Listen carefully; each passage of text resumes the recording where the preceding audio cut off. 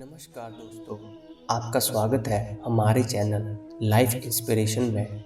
आज की कहानी को शुरू करने से पहले मैं आपसे निवेदन करता हूँ कि अगर आप मोटिवेशनल, इंस्पिरेशनल कहानियाँ सुनना चाहते हो तो आप हमारे चैनल लाइफ इंस्पिरेशन को सब्सक्राइब करें ताकि मोटिवेशनल और इंस्पिरेशनल कहानियाँ मैं आपके सामने रख सकूँ। कहानी को शुरू करते हैं। एक बार गौतम बुद्ध एक वृक्ष के नीचे बैठकर अपनी साधना में लीन थे। ये ध्यान वे काफी दिन से कर रहे थे। एक दिन एक शिकारी उस रास्ते में जा रहा था। उसने महात्मा बुद्ध के बारे में काफी तारीफ सुनी हुई थी, उनके स्वभाव के बारे में, ज्ञान के बारे में, लेकिन ये सब सुनकर भी वह उनसे संतुष्ट नहीं था। वह महात्मा बुद्ध पर विश्वास नहीं करता था। उसने जब महात्मा बुद्ध को साधना करते देखा तो उसके मन में विचार आया कि क्यों ना बुद्ध की परीक्षा ली जाए, इससे उनकी असलियत का पता तो लगेगा। शिकारी वहीं खड़े होकर सोचने लगा कि क्या किया जाए। तभी उसकी नज़र एक पत्थर पर पड़ी। तुरंत उसके मन में एक विचार आया। शिकारी ने पत्थर उठाकर साधना में लीन बुद्ध के ऊपर फेंक मारा। वह पत्थर बहुत जोर से बुद्ध को लगा, लेकिन उन्होंने कोई प्रतिक्रिया नहीं दी। वे चुपचाप अपनी साधना में लीन रहे।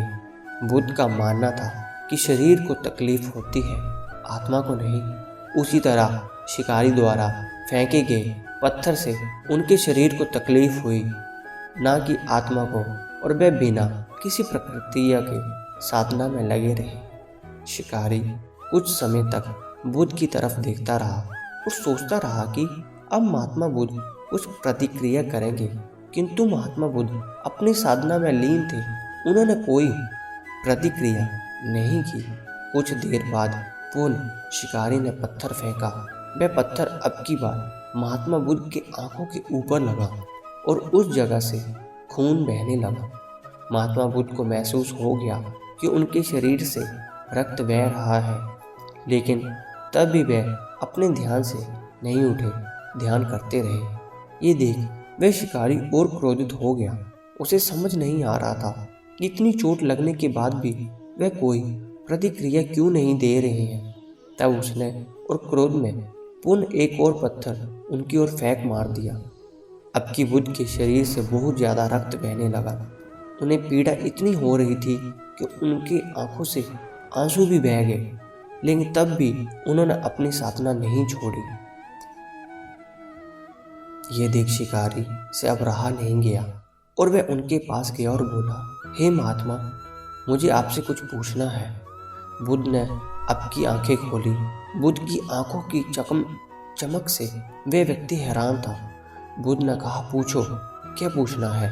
शिकारी ने कहा कि जब मैंने आपको पत्थर मारा तो आपने कोई प्रतिक्रिया नहीं दी, जबकि चोट आपको लगी है, आपको पीड़ा भी हो रही है, लेकिन तब आपने कुछ नहीं कहा। तब महात्मा बुद्ध ने बड़े ही सरलता के साथ कहा, क्योंकि इससे मेरे शरीर को कष्ट हुआ है, मेरे मन मस्तिष्क को नहीं। ये सुन शिकारी अचंभित रह गया। उसने फिर महात्मा बुद्ध से पूछा, फिर आपके आंखों से आंसू क्यों बह रहे हैं। तब इस पर महात्मा बुद्ध ने पुनः कहा, तुम्हारे द्वारा किए गए अनुचित कार्य परिणाम के बारे में मेरा मस्तिष्क, मेरी आत्मा, मेरे विचार कर रो रही है। तुमने इतना बड़ा पाप किया है, तुम्हें कैसी सज़ा मिलेगी। मेरे मस्तिष्क में ये विचार आ रहा है। बुद्ध की बातों को सुनकर शिकारी एकदम हैरान हो गया और वह महात्मा बुद्ध के चरणों में गिर गया और महात्मा बुद्ध से क्षमा मांगने लगा और बोला कि हे महात्मा, मुझे क्षमा करें। मुझे आप पर विश्वास नहीं था। मुझे लगता था कि आपकी हर चीज़ झूठी है, लोग बेकार ही आपकी बड़ाई करते हैं, परंतु मुझे आज ये यकीन हो गया है कि आपको ज्ञान का सत्य है। मुझे क्षमा करें और अपने पास शरण दें। बुद्ध बहुत ही दयालु थे। उन्होंने शिकारी से कुछ नहीं कहा, उसे क्षमा कर और अपना आशीर्वाद दे दिया।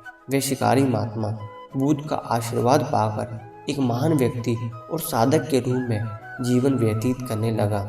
अतः दोस्तों, हमें भी अपने शरीर और आत्मा दोनों को मजबूत करना होगा। चाहे कितनी भी बड़ी पीड़ा क्यों ना हो, हमें उसे बर्दाश्त करना है। यदि आप उस पीड़ा के आगे हार जाओगे, कमज़ोर पड़ जाओगे। इसलिए खुद को मजबूत करो। यदि आपने स्वयं को कठोर कर लिया तो कोई आपको नहीं तोड़ सकता किसी भी परिस्थिति में।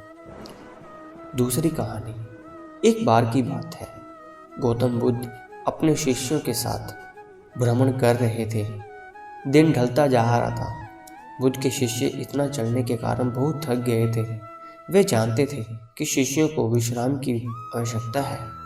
तब कुछ दूर चलने के बाद बुद्ध सभी शिष्यों को एक पेड़ के पास ले गए।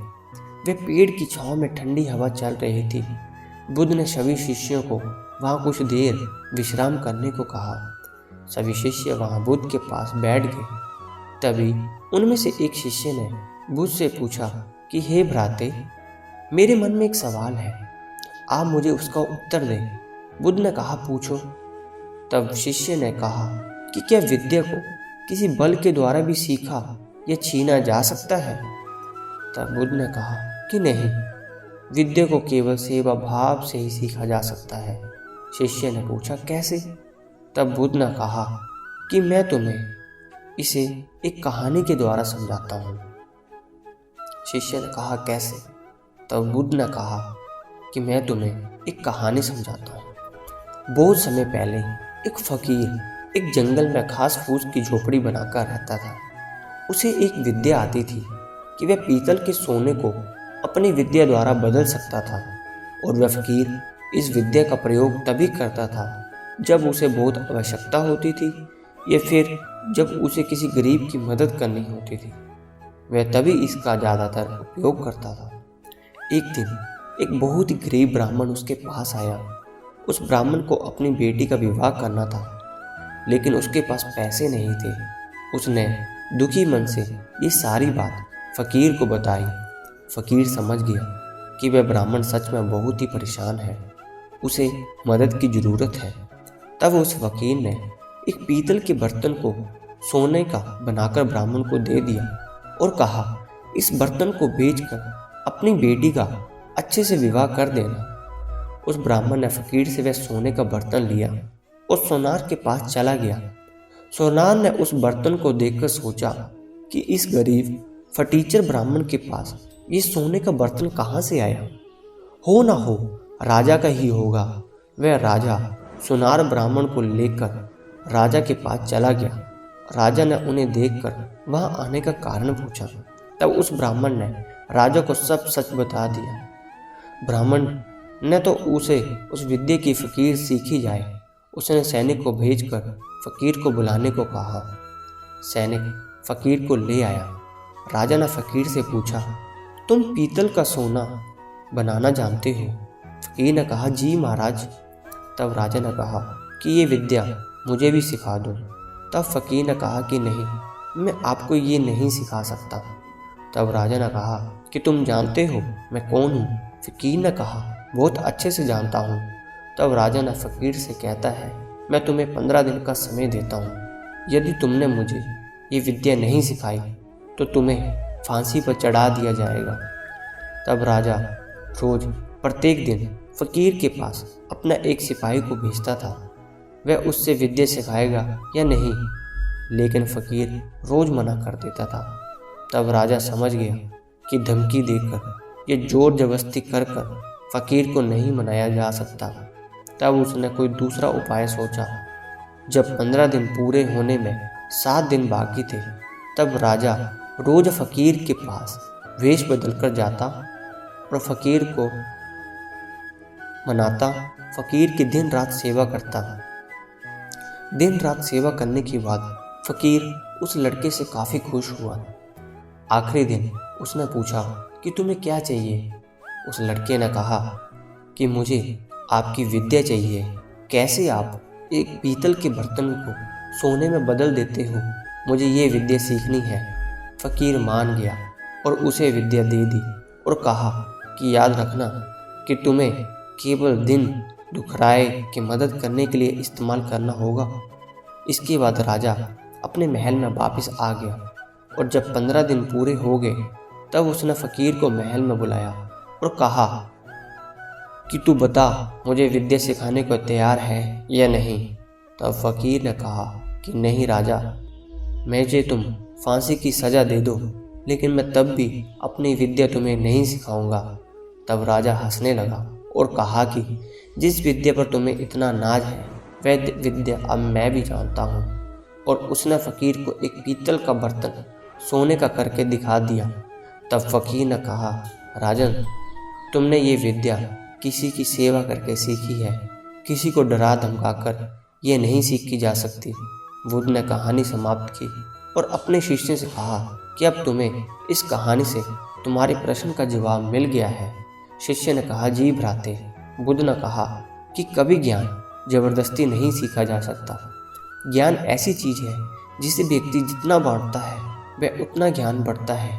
यदि आपके पास विद्या है तो उसका सही जगह प्रयोग कर, ना कि उसका गलत फ़ायदा उठाए। तब बुद्ध ने शिष्य की बातें अपनी बात समझ गया हूँ। और उसके बाद सभी शिष्य ने भोजन कर कुछ देर विश्राम किया और बुद्ध के साथ आश्रम के लिए निकल गए। कहानी का बस एक मेन उद्देश्य यही है कि अगर हमें किसी चीज़ को सीखना है तो हम उसके ऊपर दबाव या धमकाकर उस चीज़ को नहीं सीखा जा सकता। एक विद्या एक ऐसी अनमोल रत्न चीज़ है जिसे हमें एक मेहनत, एक प्रयास, एक नम्र भाव होकर ही सीखा जा सकता है। और विद्या को हम जितना बांटें वह उतनी बढ़ती है। अगर आप सोचें कि मैं अपनी विद्या को अपने ही अंदर रखूं तो वो दिन ब दिन कम होती जाएगी, लेकिन आप अपनी विद्या को जितना दूसरों के सामने बांटोगे वह विद्या उतनी ही ज़्यादा बढ़ेगी। कहानी को समाप्त करने से पहले मैं आपसे बस यही निवेदन करता हूँ कि अगर आपको हमारी कहानी अच्छी लगी हो तो कहानी को शेयर करें, कमेंट बॉक्स में कमेंट करें और चैनल को सब्सक्राइब करें। धन्यवाद।